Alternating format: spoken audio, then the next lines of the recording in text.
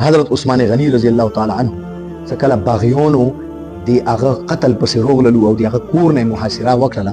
نو یې واورېد حضرت عثمان غنی رضی الله تعالی عنہ خپل کور چاته نه د باغیانو تر جواب شو او دا یې ورته وفرمایلو چې ظالمانو تاسو مو ولې قتل کوئ مو څه جرم کړی ده بیا یې دا درې شیانو ته وګڼل څه آیا مو چې تا قتل کړی ده چې د هغه د قصاص کې مو تاسو قتل کوئ یا مو چې تا نعوذ بالله ارتداد جرم کړی ده زه اسلام نه وخته یم ته تاسو مو قتل کوئ او دریمه دا چې آیا مو چې ته زینو کړي ده زه خو دغه پرې تاسو ته یم چې مو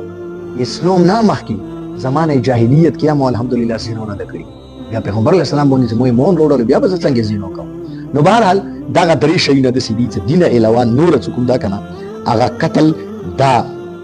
ناجایز ده چنانچه مسلمان خو پرېږده څه د کافر قتله بغیر د حق نه بغیر د جایزي طریقې نه هغه ناجایز ده چنانچه ذمي یعنی کوم کافرون چې هغه اسلامي مملکت کې پاتې کېږي هغه ته ذمي نه یایي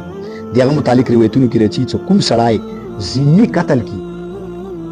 یعنی غیر مسلم چې هغه اسلامي مملکت کې معاهدې تحت پاتې کېږي هغه که چوک قتل کی پیغمبر علیه السلام فرمایي چې هغه د الله عهد موت کړل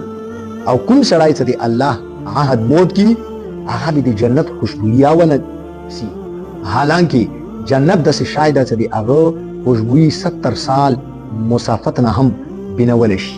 داسې سړي ته به دغه ویر نشي چې څوک یو غیر مسلم قتل کی بیا مسلمان نن سبا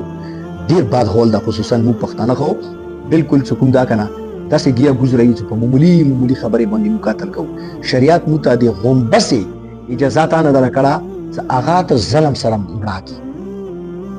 منګور متعلقه علماء کرام فرمایي چې هغه به ته سار ته وایي چې اول په زور کې مړ شي ظلمن به هغه سره به ظلم نه کوي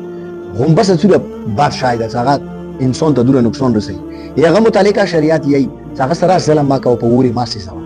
داسې یې مړه کړه خو په اورې مه سېځوه نو شریعت د یوه ځناور قتله جایز نه ګڼي د یوه کافر قتله جایز نه ګڼي بیا موږ مسلمان موږ د کسې پلنکای په 10 روپۍ وویشتلو پلنکای په 2000 روپۍ وویشتلو یې پلنکي اوغه پټي ته ګاډه په هغې وویشتلو